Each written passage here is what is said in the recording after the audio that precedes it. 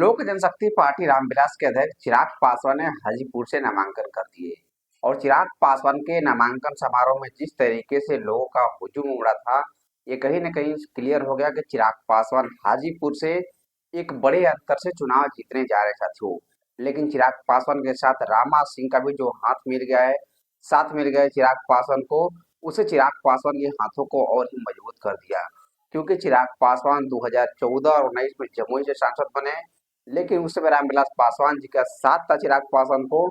लेकिन 2024 लोकसभा चुनाव में कहीं न कहीं चिराग पासवान जमुई की जिम्मेवारी अपने बहनोई अरुण भारती को दे दिए। वहीं चिराग पासवान अपने पिता रामविलास पासवान की कर्म भूमि हाजीपुर से नामांकन करके हाजीपुर की जिम्मेवारी लेने के लिए पूरी तरीके से आगे आ गए साथियों। चिराग पासवान बताते हैं कि हाजीपुर मेरी मां समान है, जो कि पिता की कर्म भूमि रही है। पिता लंबे समय से रामविलास पासवान हाजीपुर से चुनाव जीतकर देश की संसद में गए थे।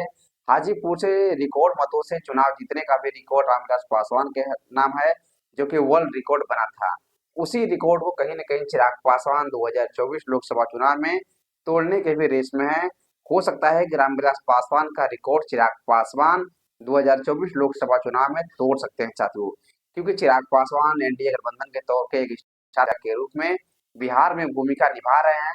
और जिस तरीके से हाजीपुर में नामांकन का समारोह हुआ, वो कहीं न कहीं क्लियर दिख रहा था कि चिराग पासवान हाजीपुर से एक बड़े अंतर से चुनाव जीतकर देश की संसद में जाएंगे साथियों। लेकिन रामविलास पासवान की पत्नी रीना पासवान, तमाम जो परिवार के सदस्य थे, नेता थे, चिराग पासवान के साथ नामांकन समारोह में हाजीपुर में शामिल हुए थे साथियों।